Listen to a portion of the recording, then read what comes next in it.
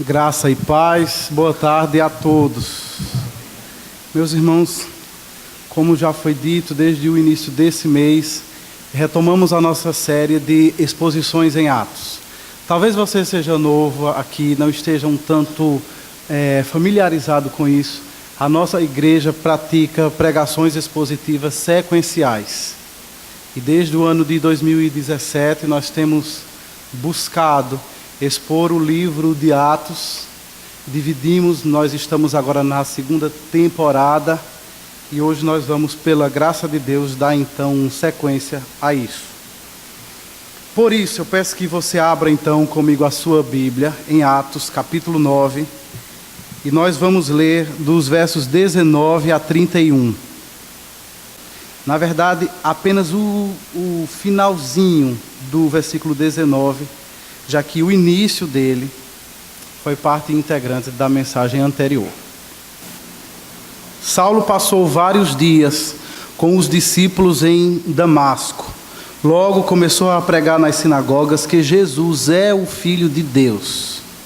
Todos os que o ouviam ficavam perplexos e perguntavam: não é ele o homem que procurava destruir em Jerusalém aqueles que invocam este nome?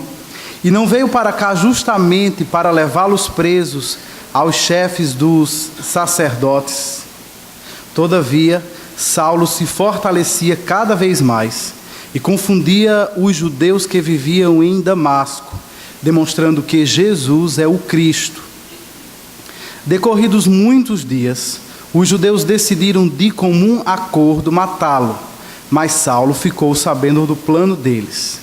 Dia e noite eles vigiavam as portas da cidade a fim de matá-lo. Mas os seus discípulos o levaram de noite e o fizeram descer num cesto, através de uma abertura na muralha.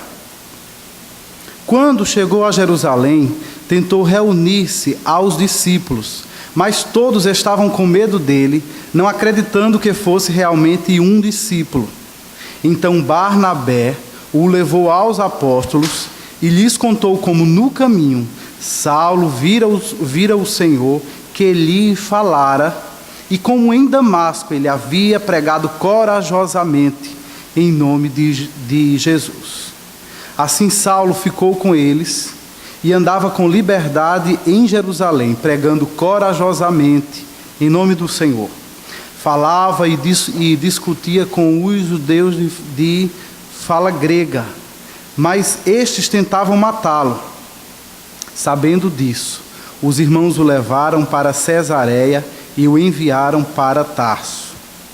A igreja passava por um período de paz em toda a Judéia, Galiléia e Samaria. Ela se edificava e, encorajada pelo Espírito Santo, crescia em número, vivendo no temor do Senhor. Oremos então. Ó Deus querido, nós te agradecemos mais uma vez por esse privilégio imenso que temos de estarmos aqui hoje, no dia do Senhor, um dia que tu mesmo, ó Pai, separaste para que os teus eleitos de toda a terra congregassem, te adorassem e dessem testemunho de ti entre as nações. Nós te agradecemos, ó Deus, porque nessa tarde já tivemos oportunidade de bendizer o teu nome através de cânticos e louvores. Tivemos oportunidade também de buscar a tua face em orações e súplicas. Ó Deus, mas a nossa grande expectativa para essa tarde é ter um encontro com o Senhor através da sua palavra. E ó Deus, sabemos que no que depende de nós, baseado nos nossos méritos, baseados nos nossos recursos, nós não temos condição nenhuma de retirar sequer uma palavra da tua boca se o Senhor não quiser falar conosco. E portanto nós te pedimos que outra vez o Senhor tenha misericórdia de nós, que outra vez o Senhor derrame graça sobre essa igreja e que o teu Espírito Santo se manifeste poderosamente na exposição das Escrituras, a fim de que nós, ó Pai, tenhamos uma experiência contigo, um encontro verdadeiro, um encontro transformador, como os discípulos de Emaús tiveram com o Cristo ressuscitado. Que o Senhor haja em nosso meio, que o Senhor caminhe conosco entre as diversas verdades reveladas nesse texto, que o Teu Espírito Santo esclareça-nos o entendimento e que os nossos corações possam arder ao ouvir a Tua voz poderosa falando conosco. Dá-nos, ó Deus, prontidão para Te obedecer, prontidão para receber a Tua palavra com fé e com ação de graças. É o que nós Te pedimos nessa tarde, em nome de Jesus. Amém. Meus irmãos, vocês devem lembrar, aqueles que aqui estavam, que há 2 domingos nós temos então caminhado em Atos e temos nos debruçado no capítulo 9. É um capítulo bastante conhecido do livro de Atos, já que ele narra eventos relativos à conversão de Saulo, que depois veio a ser conhecido como Paulo. E é justamente por esse papel de destaque que ele tem em todo o Novo Testamento, que os episódios que narram a sua conversão são de alguma forma especiais. E quando nós lemos esse livro, este capítulo 9, sem dúvida, salta aos nossos olhos de uma forma especial. Não apenas pelo engajamento missionário de Paulo, que se revela de uma forma extraordinária, mas também pelo papel que ele teve na consolidação da doutrina para a Igreja de Cristo. Nas 2 mensagens anteriores, podemos ver como este homem foi grandemente transformado no seu encontro com Cristo na estrada de Damasco. Ele foi convertido, ele foi regenerado, ele teve um encontro genuíno com Cristo, nasceu de novo, e aquele evento trouxe um impacto poderoso à sua vida. Poderíamos aqui sintetizar, dizendo que houve pelo menos 3 grandes mudanças na vida dele. Primeiramente, houve uma mudança significativa em seu relacionamento com Deus. É claro que, como líder religioso que ele era, ele já conhecia muito acerca do Deus de Israel. Mas por não ter comunhão com esse Deus, a partir da pessoa do seu Filho, Jesus Cristo, sabemos que Paulo, quando foi de fato convertido, pôde desfrutar de um outro nível de relacionamento com Deus. Não era mais um relacionamento religioso, não era mais um relacionamento apenas intelectual, do entendimento, mas era um relacionamento da experiência verdadeira. De forma que quando Ananias encontra esse homem convertido, ele está orando. Ele está de joelhos diante de Deus, jejuando há 3 dias. E embora ele já tivesse orado muitas vezes antes na sua vida, agora começava para ele uma experiência nova, porque ele havia recebido o espírito de adoção, que agora o habilitava a chegar diante de Deus com ousadia e clamar: Abba, Pai. Sabemos também que ele teve uma transformação significativa em seu relacionamento com a igreja. Antes, esse homem havia sido um perseguidor ferrenho do povo de Deus. Capítulo 9, versículo 1, começa dizendo que Saulo respirava morte e ameaças contra a igreja de Cristo. Mas agora, tendo uma experiência de genuína conversão, Saulo é integrado à igreja e a partir de então ele passa a amar o povo de Cristo, tendo dedicado a sua vida para a sua edificação. Por fim, poderíamos dizer também que houve uma significativa transformação na vida dele em seus relacionamentos com os descrentes. Nós não temos grandes informações acerca daquilo que ele pensava ou acerca daquilo que ele sentia em relação àquelas pessoas que ainda não conheciam a Cristo. Mas com certeza, a partir de tudo o que nós podemos ler nesse texto, nós somos informados que a conversão instalou dentro do coração de Saulo uma paixão profunda por aquelas pessoas que ainda não tiveram um encontro verdadeiro com Cristo. De forma que ele também dedicou a sua vida a levar o Evangelho a elas, para que elas também pudessem experimentar de um relacionamento vivo com ele.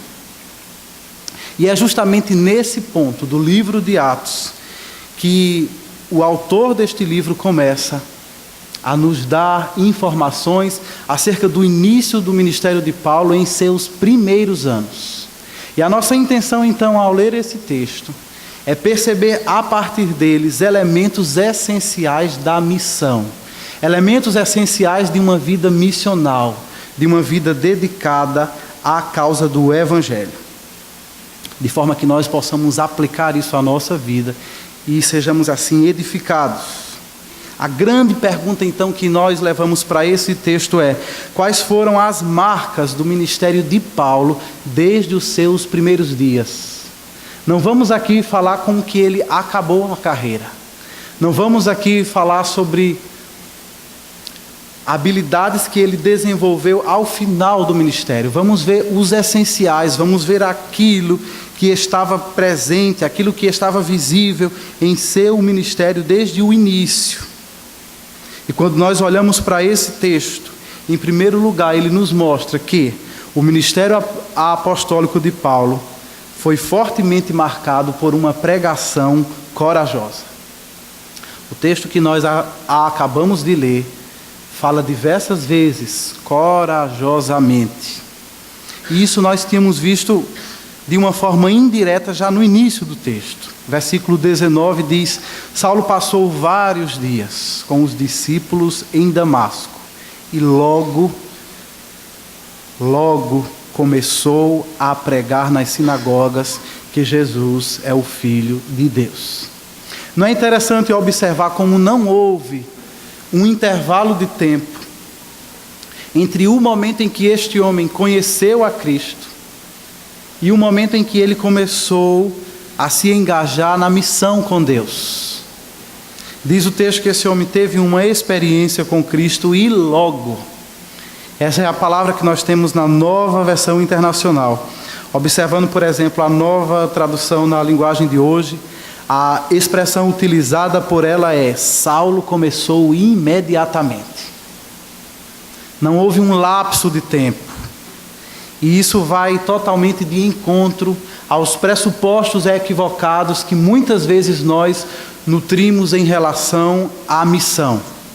Costumamos pensar que antes que uma pessoa dê ouvidos à voz de Deus e se envolva na missão, ela precisa de muito tempo para ter experiências profundas com Deus, de forma que ela tenha algo a dizer no campo.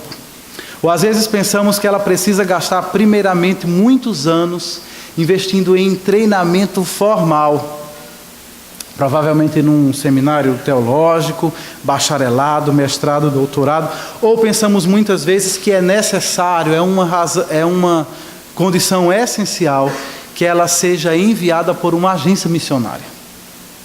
E embora todas essas coisas tenham a sua importância, nós não podemos fazer delas desculpas para que nós, que não temos acesso a isso, que não fomos conduzidos por Deus a isso, nos mantenhamos alienados da missão. Obviamente que Paulo, para que ele se engajasse na missão, ele já saía na frente em relação à maioria de nós, ele já tinha vantagens em relação a quase todos nós, devido ao profundo conhecimento bíblico que ele tinha. Mas de qualquer forma podemos também admitir que apesar de ter um vasto conhecimento bíblico, isso não era tudo, e ele com certeza não tinha tudo aquilo que nós consideramos necessário para que uma pessoa dedique a sua vida à missão.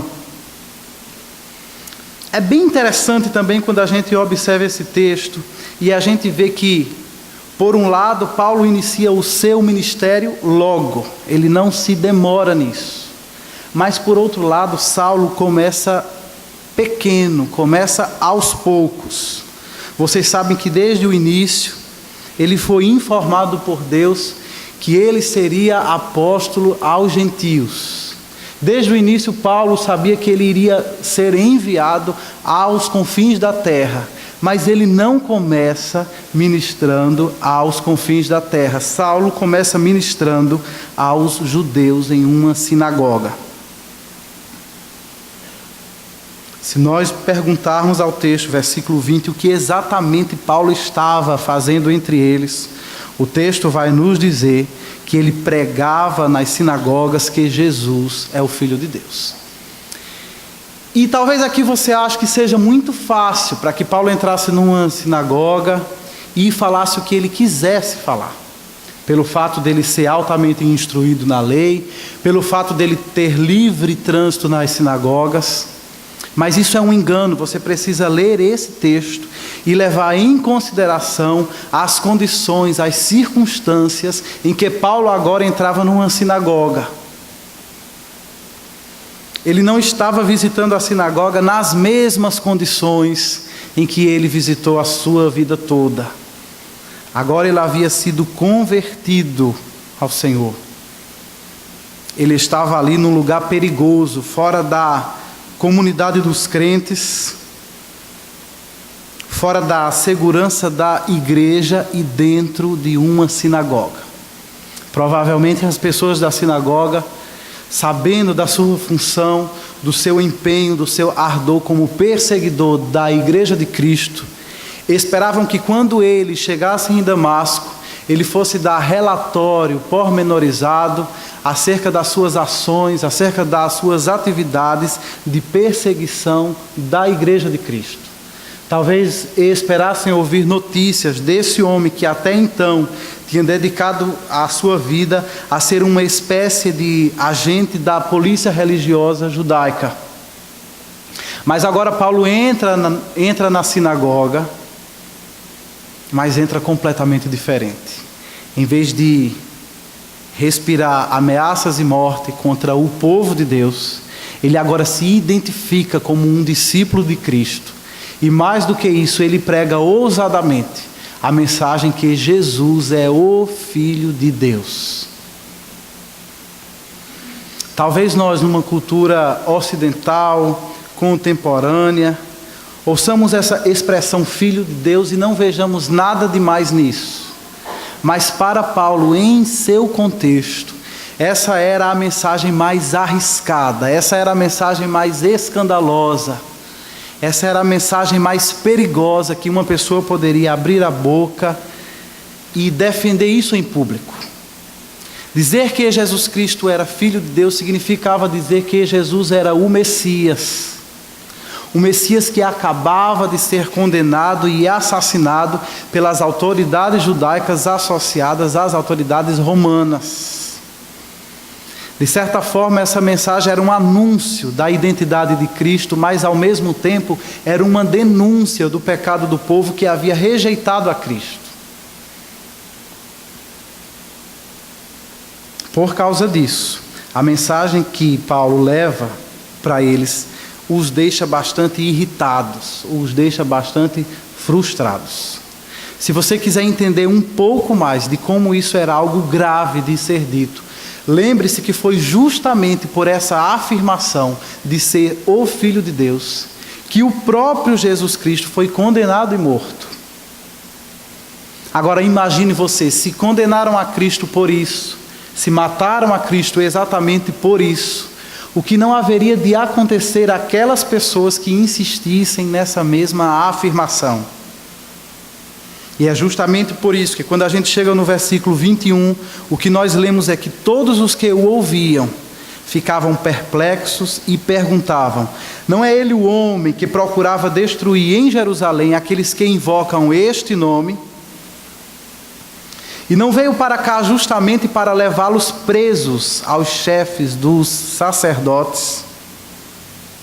Todavia Saulo se fortalecia cada vez mais e confundia os judeus que viviam em Damasco, demonstrando que Jesus é o Cristo. Observe como este Saulo, que possuía um conhecimento bíblico invejável, e que por muito tempo usou esse conhecimento para prejudicar a causa do Evangelho, agora ele faz uso de todo esse conhecimento que ele tinha da Bíblia da época para demonstrar biblicamente que Jesus é de fato o Filho de Deus. Por causa disso, Paulo passa a sofrer perseguição em Damasco e ele foge para Jerusalém. Mas quando ele chega em Jerusalém, Paulo não vai se esconder para evitar novas perseguições. Versículo 28, nós somos informados que Paulo se encontrava em Jerusalém, pregando corajosamente em nome do Senhor. Parece que ele não tinha aprendido a lição em Damasco. Continuava insistindo numa atividade altamente arriscada. E aqui eu penso que muitas vezes, quando a gente pensa na cidade de Jerusalém, a gente pensa nela de uma forma bastante positiva. Pensamos, Jerusalém é a terra santa. Só que biblicamente, a verdade é bem outra.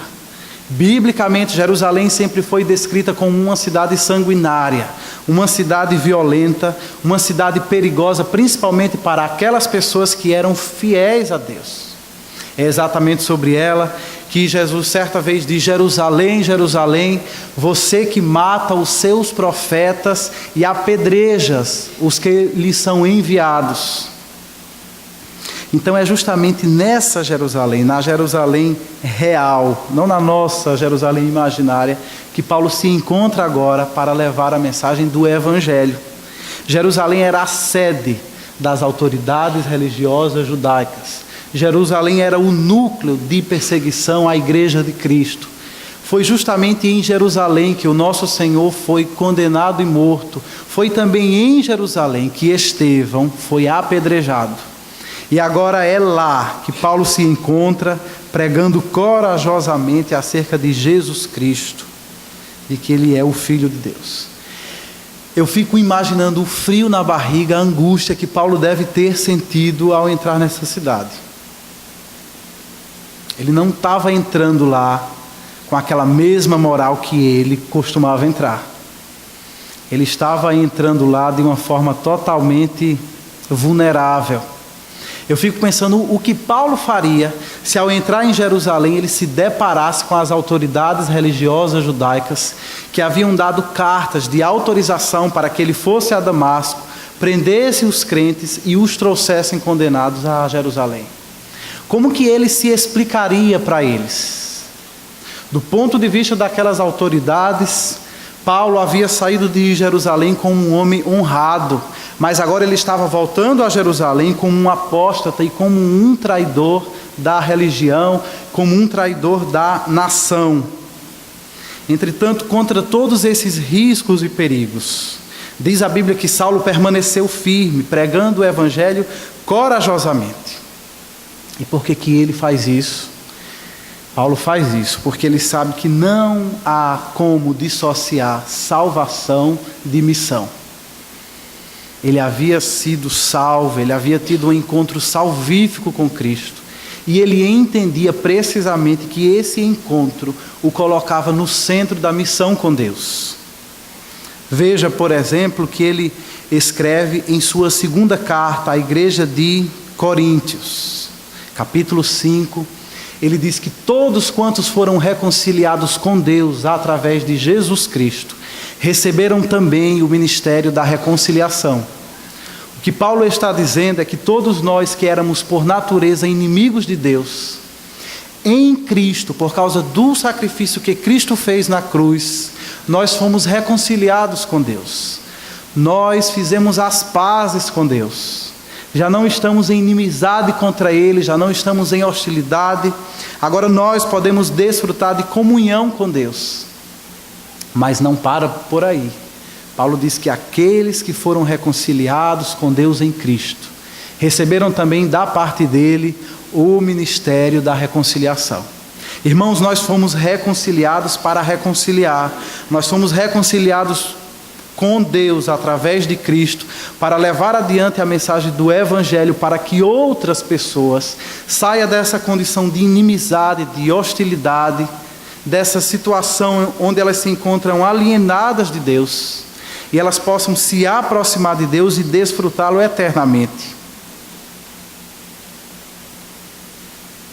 Por essa razão, uma vez que nós somos reconciliados com Deus e temos ao mesmo tempo o ministério da reconciliação, uma vez que nós fomos salvos por Cristo E a partir disso ganhamos também o privilégio de nos engajarmos com Deus na sua própria missão.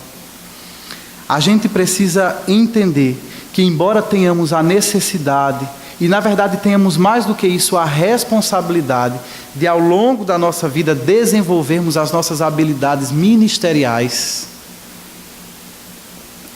nada pode ser desculpa para que um crente em Cristo não se engaje logo e imediatamente na missão. Você sabia que muitas vezes a gente coloca desculpa, que a gente não sabe disso, que a gente não sabe aquilo, que a gente não consegue fazer assim, que a gente não consegue falar como sei lá quem. Mas, segundo os estudiosos da missão, os novos convertidos, aqueles que menos sabem, são as pessoas mais engajadas e são as pessoas mais eficientes na evangelização. Provavelmente em todas as igrejas de Cristo, os novos convertidos são aquelas pessoas mais usadas por Deus para ganhar outros para Cristo. E a gente aqui poderia elencar algumas razões básicas para isso. A maior de todas elas é que, como eles acabaram de ter um encontro com Cristo, a mensagem do Evangelho ainda queima dentro deles de uma forma muito intensa. Eles ainda estão completamente extasiados com o impacto que o Evangelho teve sobre a vida deles, e eles simplesmente não podem conter isso. E eles falam disso o tempo todo. Uma outra vantagem que eles têm é que eles ainda têm em volta de si muitas pessoas no seu círculo de influência que ainda não conhecem a Cristo. Seja porque ele ainda não se afastou delas, ou seja porque elas, por sua vez, também ainda não se afastaram deles por haver se posicionado ao lado de Cristo. De qualquer forma, eles estão mais perto de pessoas que ainda não foram regeneradas, que não foram ainda alcançadas pelo Evangelho, e por causa disso também eles se tornam mais eficazes. Uma última razão que a gente poderia apresentar, e eu acho essa bem interessante, é que por ter pouco tempo de convivência dentro da igreja, eles ainda falam a mesma língua daquelas pessoas que estão lá fora. Eles ainda não absorveram esse evangeliquez que nós que estamos há mais tempo adotamos, e agora a gente não sabe nem como se livrar mais dele, por mais que a gente queira. E isso facilita muito as coisas para eles. Faz com que eles apresentem o Evangelho de uma forma contextualizada. Eles ainda conseguem falar a língua daquelas pessoas que estão longe de Deus. Eu acho interessante que muitas vezes o testemunho deles pode soar até engraçado, como soou engraçado o testemunho daquela mulher samaritana. Você lembra dessa história?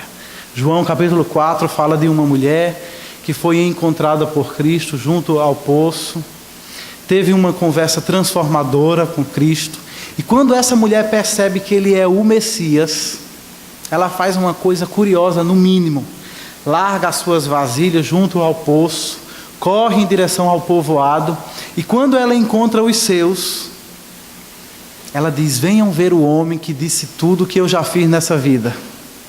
Imagine você o que é que o povo não deve ter imaginado, sabendo da condição dela.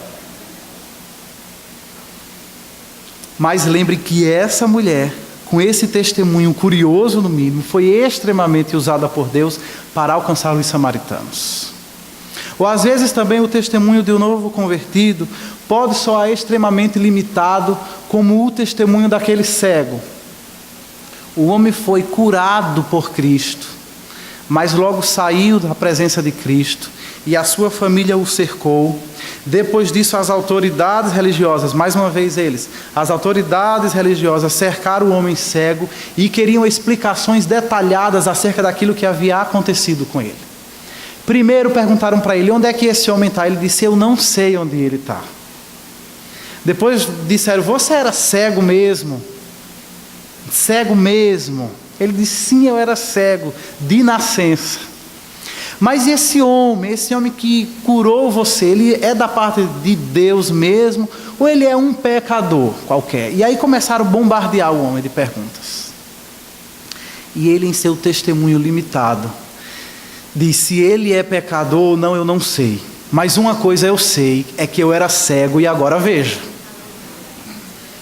Olha que testemunho limitado em termos de informação, mas ao mesmo tempo observe que testemunho poderoso.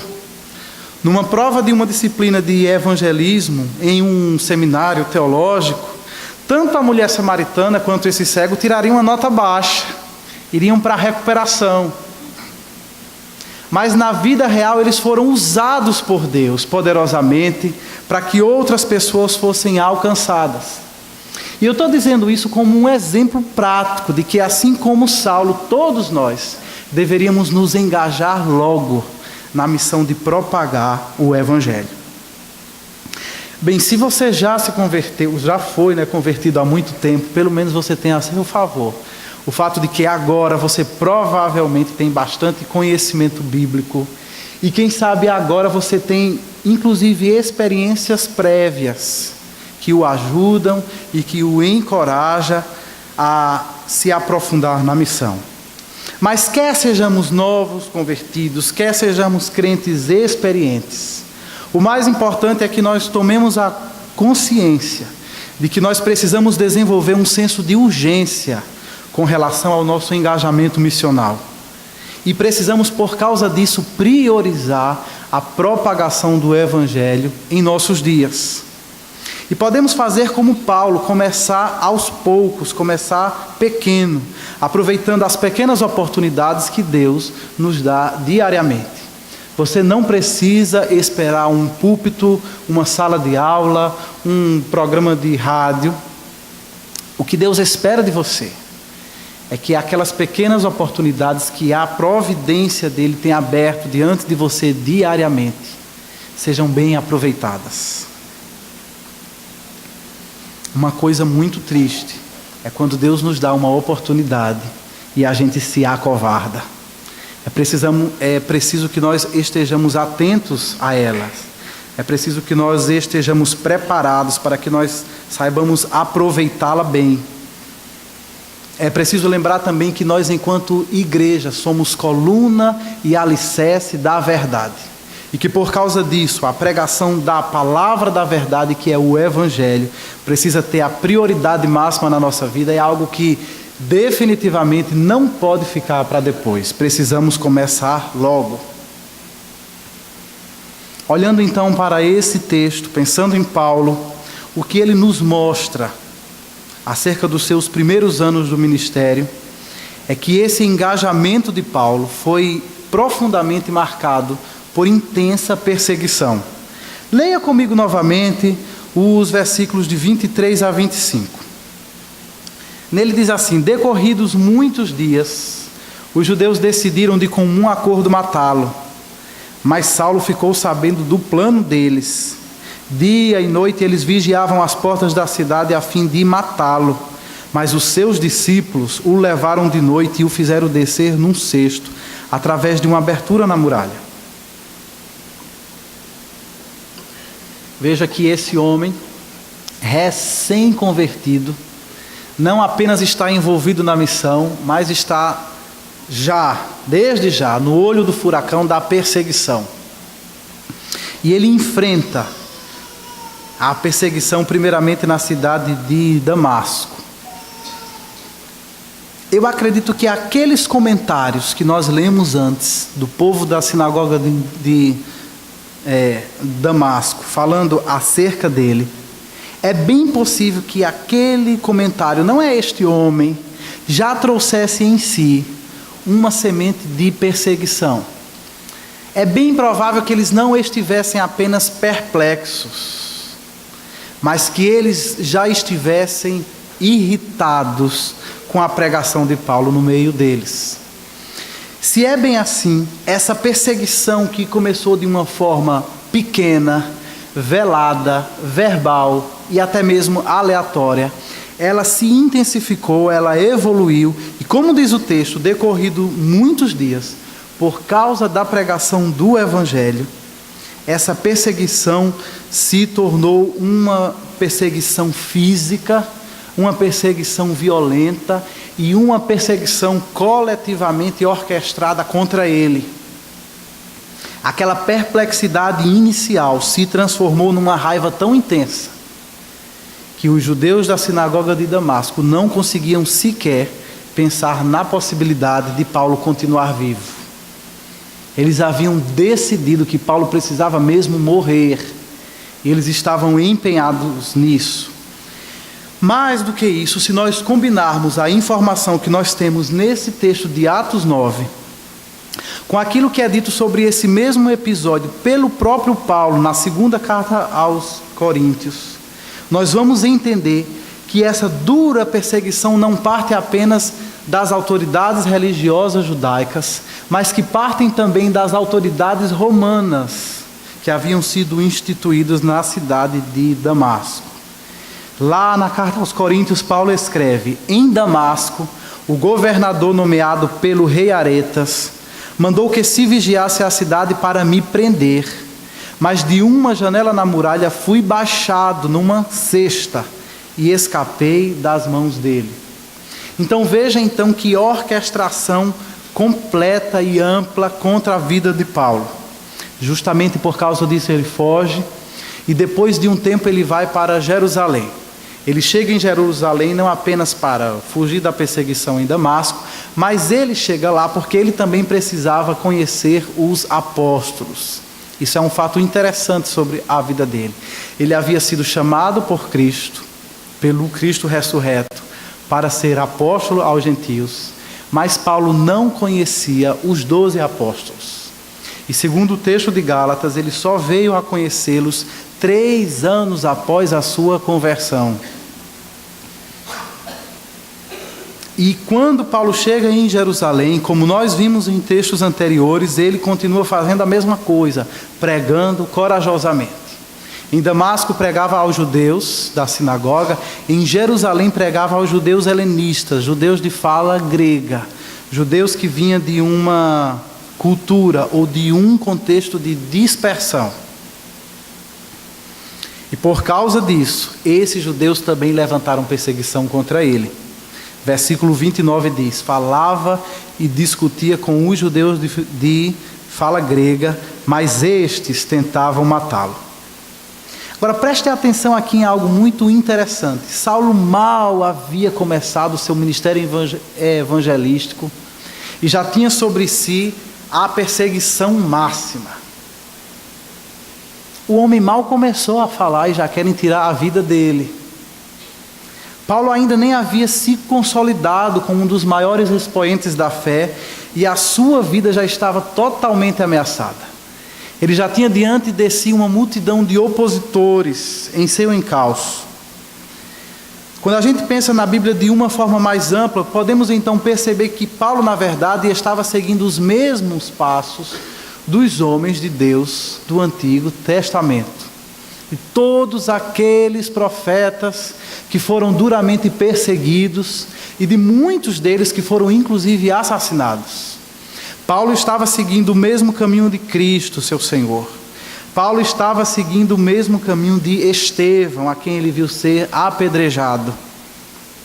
E diante de uma oposição tão ferrenha como essa, nós poderíamos aqui perguntar: qual seria então a causa de tanta oposição? Por que é que a pregação do Evangelho suscita tantos sentimentos negativos na vida daqueles que não são capazes de crer nele? Por que será que os inimigos da cruz são tão implacáveis? Por que a pregação do Evangelho produz tanto ódio entre os descrentes?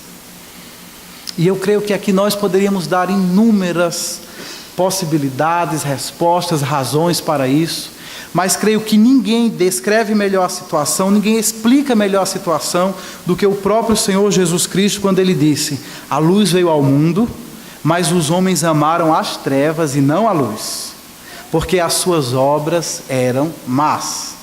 Quem pratica o mal odeia a luz e não se aproxima da luz, temendo que as suas obras sejam expostas, que as suas obras sejam manifestas. A pregação do Evangelho expõe o pecador. E isso é constrangedor. A pregação do Evangelho golpeia e fere profundamente o nosso orgulho humano. A pregação do Evangelho atinge diretamente o nosso ego como um soco. Porque o Evangelho, ele nos diz quem nós realmente somos. Ele nos mostra exatamente aquilo que a gente é. Costumamos pensar que somos pessoas boas, cidadãos honestos, trabalhadores comprometidos, pais dedicados, pessoas que atendem pelo menos a padrões mínimos de ética e moralidade. Achamos que, no mínimo, estamos na média, quando não achamos de nós mesmos que estamos até acima da média. Somos seres humanos, sabemos disso, e como seres humanos que somos, falhamos, reconhecemos isso. Mas nós costumamos pensar que as nossas falhas não são tão graves assim, que elas certamente não nos dominam e muito menos que elas nos definam. Costumamos pensar também que devido aos nossos esforços pessoais, que acreditamos pesarem muito mais do que as nossas falhas, nós temos adquirido algum crédito diante de Deus e temos assim garantido o direito de desfrutar das suas bênçãos diariamente. Todos nós crescemos acreditando que as nossas boas obras, de alguma forma, estão contribuindo para a nossa salvação. Acreditamos que, em alguma medida, nós somos capazes de pagar as nossas próprias contas e resolver a nossa situação diante de Deus. Naturalmente, nós acreditamos que, se formos sérios e sinceros em nossa prática religiosa, nós vamos garantir acesso a Deus, que a nossa adoração vai ser aceita por Ele, e que no final de tudo, Deus reservará um lugarzinho para a nossa alma no céu, onde nós poderemos desfrutar de um justo descanso. E nós vamos cultivando pensamentos equivocados como esse, até que um pregador fiel do Evangelho se levanta diante de nós, e o que ele faz é nos mostrar à luz das Escrituras quem realmente nós somos.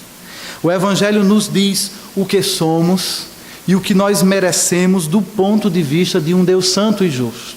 O Evangelho não nos compara uns com os outros para tirar a média entre nós.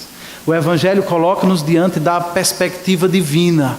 Nós somos avaliados, nós somos escaneados da perspectiva de Deus. O Evangelho nos dá um ponto... O Evangelho tira-nos do nosso ponto de vista meramente humano e limitado e nos dá o ponto de vista de um Deus santo e justo. E é justamente por isso que vem a perseguição. Porque nós, como seres humanos caídos, simplesmente nós não suportamos a mensagem do Evangelho. A mensagem do Evangelho é uma mensagem de salvação, mas inerente a essa mensagem também está uma denúncia à nossa situação diante de Deus.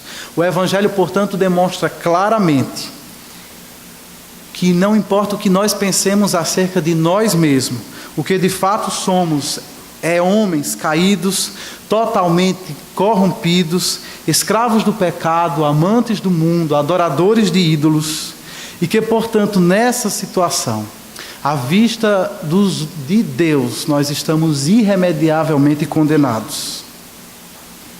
Logicamente que ao ouvir isso, o homem natural sente raiva. Sente raiva daquilo que a Bíblia diz acerca dele e sente raiva também da justa ação de Deus sobre ele. Da justa condenação que Deus anuncia acerca dele. E por causa disso, onde houver um pregador fiel do Evangelho, que diga aquilo que a Bíblia realmente diz, e não aquilo que os homens querem ouvir, com certeza poderemos saber que ali haverá alguma dimensão de perseguição. Às vezes mais intensa, às vezes mais moderada, às vezes silenciosa, às vezes mais violenta. Mas onde estiver uma testemunha fiel do Evangelho, sempre haverá em volta dele inimigos da cruz para lhe resistir e oferecer oposição. Então, meu irmão, se você está em Cristo, e se você tem sido fiel em compartilhar o Evangelho com aquelas pessoas que estão à sua volta, e por causa disso você tem experimentado algum nível de perseguição, eu quero nessa tarde encorajá-lo a não desanimar. Se você está sendo perseguido pelo Evangelho, não por outra coisa, mas pelo Evangelho mesmo, isso é um bom sinal, significa que você está no caminho certo. Você está no centro da vontade de Deus. Você está levando a sério a missão. Você está sendo fiel na proclamação do Evangelho, não escondendo nada para ganhar sua audiência. Lembre-se que a perseguição é um aspecto inevitável da caminhada cristã. E pela graça de Deus, Ele vai transformar tudo isso em bênção para nós. Jesus Cristo falou sobre isso nas bem-aventuranças, dizendo: bem-aventurados serão vocês, quando por minha causa os insultarem, perseguirem e levantarem todo tipo de calúnia contra vocês. Alegrem-se e regozijem, porque grande é a recompensa de vocês nos céus, pois da mesma forma perseguiram os profetas que vieram antes de vocês. Que o Senhor então nos ajude a nos mantermos fiéis em nosso testemunho, a despeito dessa crescente onda de oposição e de perseguição que a Igreja de Cristo tem experimentado de todos os lados no nosso mundo atual. Mas não é apenas isso. O Evangelho é uma boa notícia também de que em Cristo há perdão para os nossos pecados e que em Cristo há poder para sermos diferentes. Por causa da morte de Cristo na cruz, nós podemos ter a certeza não apenas de que os nossos pecados foram integralmente punidos em Cristo e que por causa disso nós podemos receber perdão, mas mais do que isso, os efeitos da morte de Cristo sobre aqueles que põem a sua confiança nele, nos garante que além de perdão, nós podemos receber também poder para sermos diferentes. Nós podemos ser habilitados pela ação santificadora do Espírito Santo a viver em novidade de vida. Em Cristo, por causa da sua morte na cruz, você tem certeza de que não apenas os seus pecados foram integralmente perdoados, mas que você pode ser um novo homem, uma nova mulher, você pode ter uma nova vida. Por causa disso, se você ainda não teve um verdadeiro encontro com Cristo, e me ouve aqui nessa tarde, eu quero desafiá-lo a não se aborrecer com a mensagem do Evangelho.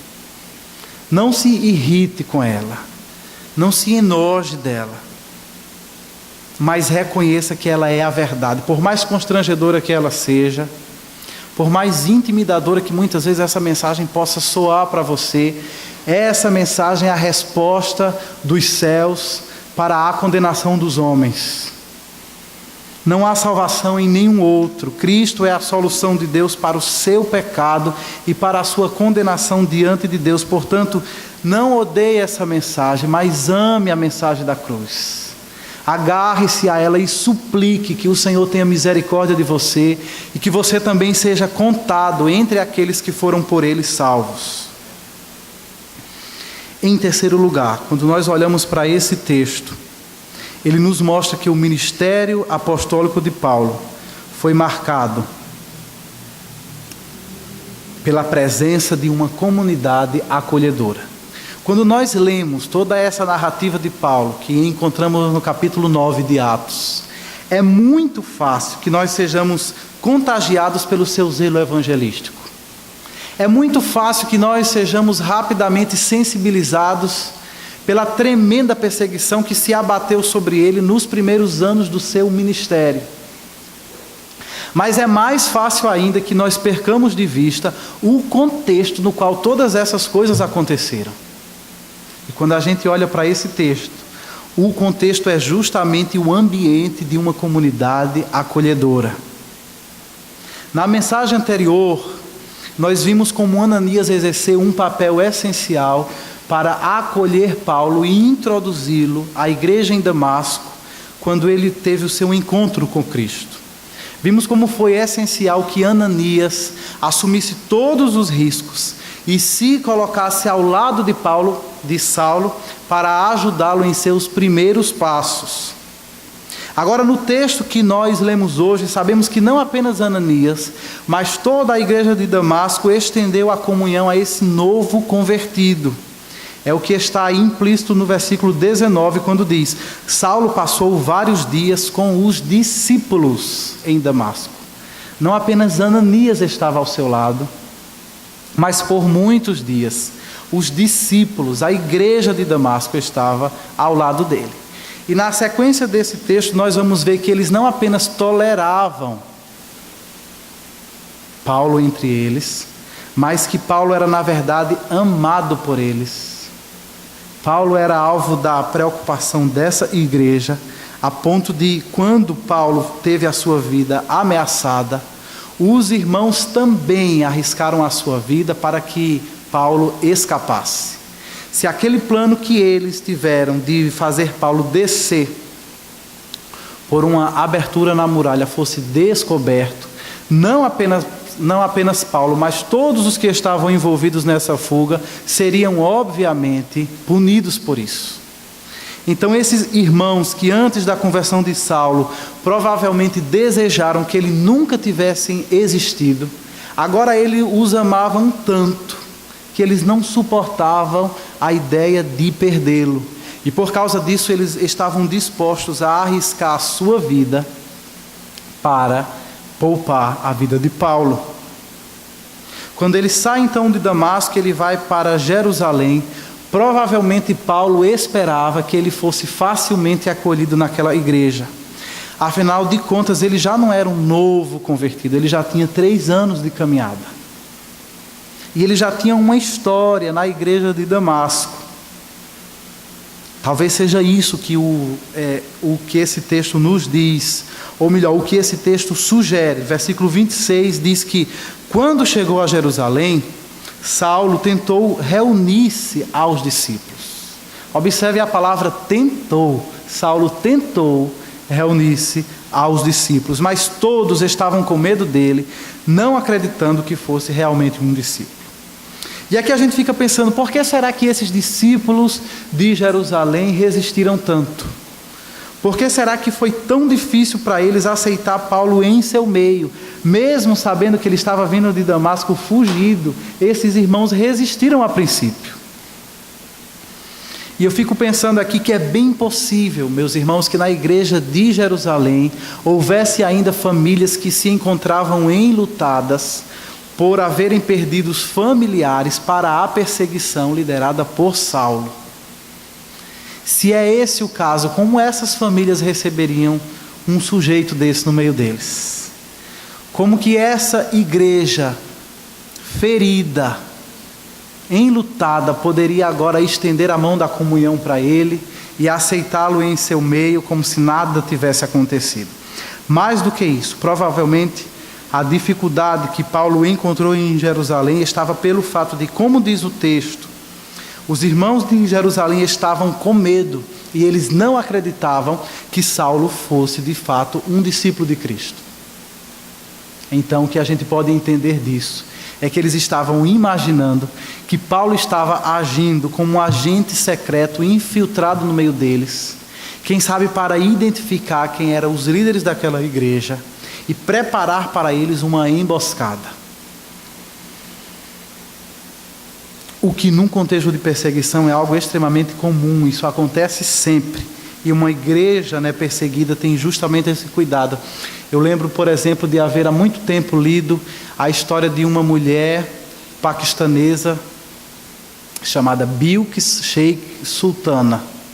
Essa mulher converteu-se a Cristo, mas a igreja do Paquistão não acreditou que ela era uma convertida. Justamente porque ela vinha de uma família tradicionalmente islâmica, de uma família bastante engajada, a igreja do Paquistão teve muita dificuldade em aceitá-la no meio deles. E essa mulher ficou tão desesperada, ela queria tanto ser reconhecida, ela desejou tanto ter o seu discipulado reconhecido pela igreja, que ela, numa situação de desespero, ela batizou a si mesma na banheira da sua casa. A igreja não queria batizá-la, a igreja não queria reconhecê-la. Essa mulher se desesperou e cometeu esse ato estranhíssimo de se batizar. Talvez Paulo tenha ficado desesperado como ela, quando chegou em Jerusalém, procurou a acolhida e encontrou as portas fechadas. Mas a Bíblia diz que outra vez, o nosso Deus bondoso levanta outro servo seu, que à semelhança de Ananias, decide socorrer Paulo. O nome dele é Barnabé. E a gente não sabe como é que ele veio a conhecer a história de Saulo. O fato é que ele sabia quem era Saulo, sabia que esse homem era de fato convertido, sabia do trabalho que ele havia feito em Damasco, e agora, sabendo da situação e podendo fazer alguma coisa, Barnabé simplesmente não poderia ficar alheio a tudo isso. Pela providência divina, Saulo havia se tornado um próximo à beira do caminho dele. E como cristão, ele não poderia simplesmente fechar os olhos, fingir que não era da conta dele, e como se ele não soubesse de nada.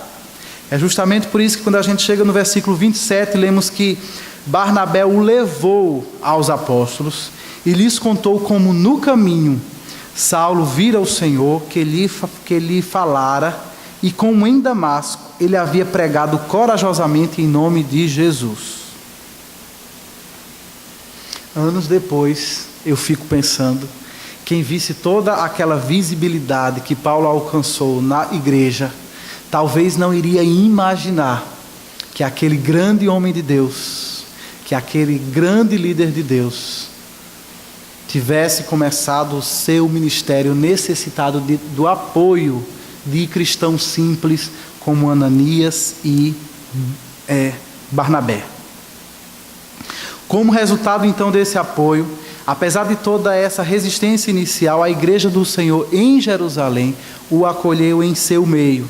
De forma que quando a gente chega no versículo 28, nós lemos que assim Saulo ficou com eles. Note mais uma vez o plural. Não apenas com ele, Barnabé, mas com eles. Eles quem? A igreja de Jerusalém. E andava com liberdade em Jerusalém.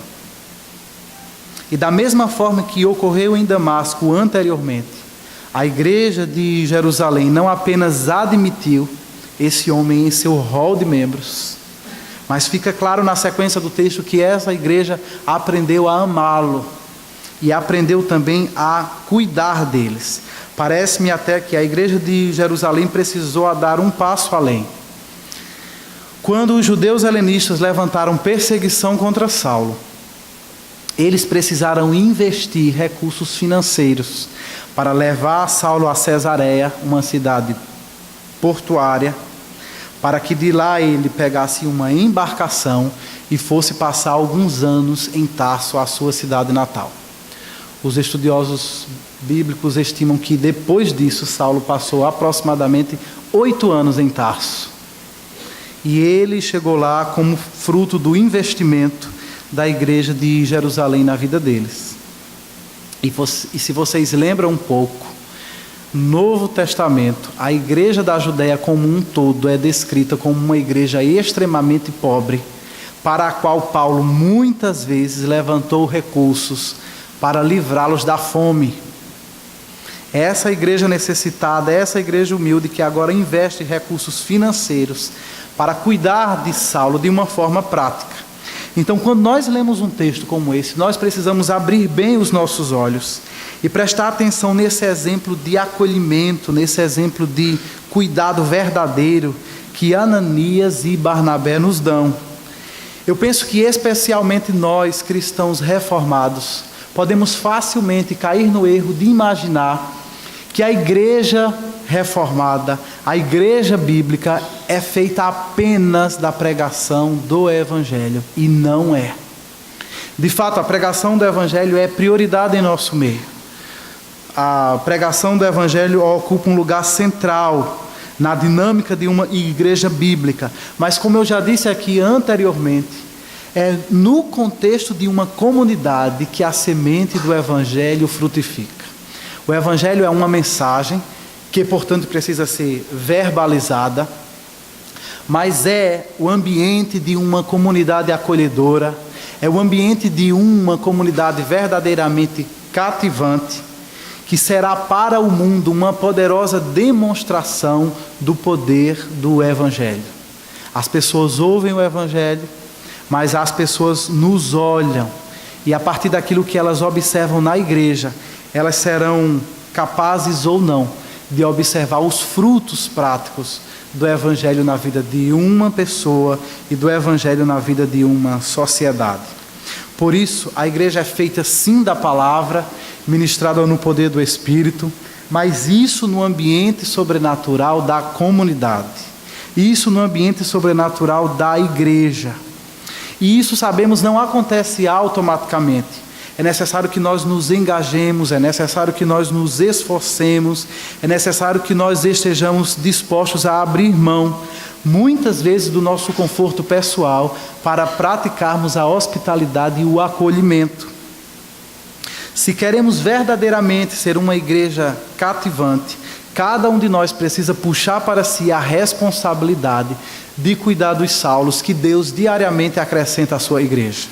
Se queremos ser de fato uma igreja acolhedora, precisamos aprender a abrir espaço em nossa vida, em nossa agenda, em nossa casa, para cuidar de pessoas que Deus, em sua providência, vai colocar em nossa estrada. E embora isso possa parecer desafiador para nós, no processo nós vamos aprendendo a depender de Deus para isso também. E a graça de Deus vai nos capacitando. Se nós queremos ser uma igreja acolhedora como essa igreja que nós vimos agora em Damasco e em Jerusalém, é preciso que nós estejamos dispostos a investir alguma medida do nosso tempo, da nossa paciência, da nossa afetividade e, se necessário for, até dos nossos recursos financeiros, para que nós cuidemos dos nossos irmãos. É preciso também que nós abandonemos os ídolos do lazer, conforto, segurança, privacidade e nos permitamos um pouco de risco. Servir a Deus envolve inevitavelmente risco. Abra a sua Bíblia, veja a história de todos os grandes homens de Deus e percebam como todos eles estavam envolvidos até o pescoço numa atividade extremamente arriscada. Meus irmãos, é necessário que nós levemos isso a sério, porque eu temo que, por causa do estilo de vida do nosso mundo pós-moderno, a igreja do Senhor nunca teve tanta dificuldade como tem hoje para desfrutar de verdadeira comunhão em comunidade. Eu ouço isso de alguns irmãos aqui dessa igreja, ouço isso de uns irmãos de outras igrejas, que talvez a maior fragilidade, a maior dificuldade, o maior desafio que nós enfrentamos hoje seja justamente a fragilidade, a superficialidade da nossa comunidade. Nós funcionamos muito bem enquanto assembleia, mas nós geralmente funcionamos muito mal enquanto família de fato. E é preciso que nós nos arrependamos disso, e é preciso que nós busquemos formas concretas de lutarmos pela comunidade acolhedora. E minha oração é que você se disponha então para ser usado por Deus como um instrumento para levar não apenas aquela palavra que salva, mas para que você possa também levar o amor que cura e o amor que acolhe, o amor que fortalece aqueles que estão conosco no caminho. Ao final então desse texto que lemos, nós somos informados que depois desses eventos relacionados aos primeiros anos do ministério de Paulo, versículo 31, a igreja passava por um período de paz em toda a Judéia, Galiléia e Samaria. Ela se edificava e, encorajada pelo Espírito Santo, crescia em número, vivendo no temor do Senhor. E aquilo que nós temos aqui nesse texto, então, são elementos essenciais. Alguns elementos essenciais, aqueles mais basilares mesmo, que precisam ser desenvolvidos por qualquer pessoa que queira, por qualquer pessoa que deseje viver uma vida que seja de fato missional. Portanto, olhando para esse texto, a minha oração é que o Senhor também nos dê graça e nos ajude a ser uma igreja assim. Que a semelhança de Saulo nós priorizemos a pregação do Evangelho e que nessa tarefa nós então sejamos corajosos, sejamos ousados em nosso testemunho entre os descrentes. Que assim como Saulo nós também saibamos suportar perseguições sem esmorecer. Que encaremos perseguições não como barreiras para o nosso serviço, mas que vejamos em cada uma delas uma oportunidade renovada de nós experimentarmos mais uma vez a graça de Deus que nos basta e que nos conforta. E que, como fizeram Ananias e como fez também Barnabé, que nós lutemos por uma comunidade acolhedora, que recebe, integra, investe, se preocupa e até mesmo se arrisca para cuidar daqueles irmãos que Deus dia após dia vai acrescentando à sua igreja. E por fim, a minha oração hoje é que a cada dia sejamos mais parecidos com este retrato que nós temos aqui da igreja de Atos no capítulo 9. Nós temos sido edificados com a palavra de Deus, sim. Nós temos sido encorajados pelo Espírito Santo, mas como consequência disso tudo, nós queremos crescer, não apenas em número, mas como diz o texto, precisamos crescer no temor do Senhor. Precisamos crescer numa vida piedosa, que glorifica a Deus e que confirma o nosso testemunho no meio de um mundo descrente. Que Ele assim nos abençoe e que todos nós possamos viver para a sua glória. Amém. Fiquemos de pé, meus irmãos.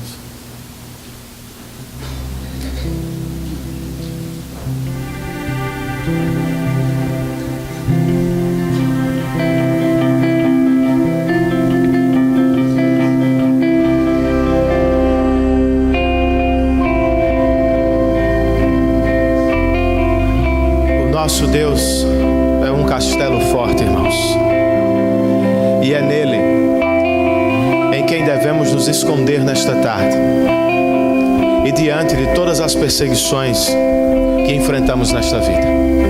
Oremos ao Senhor, irmãos. Ó Deus, Tu és o nosso refúgio, torre forte, lugar seguro em quem nós nos escondemos nesta tarde. Louvado seja o Teu nome, por Tua palavra ministrada aos nossos corações, Senhor. Que ela tenha sido acompanhada pelo poder do Teu Espírito, e que por causa disso produza frutos transformadores nos nossos corações. Que sejamos cristãos engajados com a missão, Senhor. Que não apenas estejamos aqui para assistir alguns poucos que realizam a Tua obra, mas que todos nós sejamos cristãos missionais para a glória do Teu nome. Que o Senhor nos encha de ousadia nesta tarde. Que pais voltem a pregar o Evangelho ao coração de seus filhos. Que filhos voltem a falar da palavra de Deus com seus pais.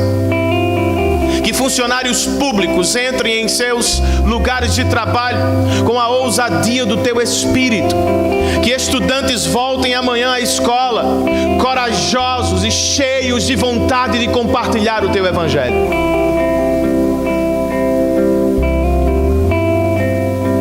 Ajuda-nos, Senhor. Tenha misericórdia de nós, especialmente daqueles que enfrentam alguma perseguição por causa do Teu Evangelho. Protege-nos, esconde-nos e nos dá a certeza de que até o próprio diabo está sob a Tua poderosa mão. E que ninguém pode intentar algum mal contra nós, Senhor, se esta não for já a Tua vontade. E que o Senhor, se o Senhor a permitir, o Senhor também vai nos proteger e encher de coragem. Fortalece-nos, Senhor, e fortalece-nos no seio da Tua igreja. Nos transforma em uma igreja acolhedora. Ó Deus, livra-nos do mundo, de seus valores, de sua pressa, de seu egoísmo, de seu individualismo, e enche-nos de amor uns pelos outros para o louvor do Teu nome. Que a nossa igreja seja de fato uma família e não apenas uma assembleia. Que conheçamos uns aos outros pelo nome e que saibamos as dificuldades que os outros também enfrentam, Senhor. Movimenta-nos, por favor, individualismo à tua obra, da apatia ao amor cristão para o louvor do nome de Cristo Jesus. Leva-nos aos nossos lares, sob a tua mão, e nos concede, ó Senhor, uma semana cheia de bênçãos espirituais. Que tenhamos oportunidades de pensar no que ouvimos, de conversar sobre o que ouvimos e de falar o teu evangelho ao coração de pessoas com quem vivemos. É o que nós te pedimos, Senhor, em nome do teu Filho amado Jesus Cristo. Amém. Nós vamos receber a bênção do Senhor, e eu peço que, como temos feito, você fique, não saia apressadamente, enquanto nós cantamos a última estrofe deste belo hino que já cantamos durante o culto. E com isso, eu e Diogo e alguns oficiais ganhamos tempo para estar à porta da igreja para falar com vocês. Vamos receber a bênção do Senhor. Que o amor de Deus, nosso bendito Pai, que a graça de nosso Senhor e Salvador Jesus Cristo, a comunhão, o poder, as consolações e a presença do Santo Espírito de Deus estejam sobre todos nós, bem como sobre todos os nossos irmãos espalhados pela face da terra, desde agora e para todo sempre. Todos nós dizemos amém. Cantemos outra vez, irmãos.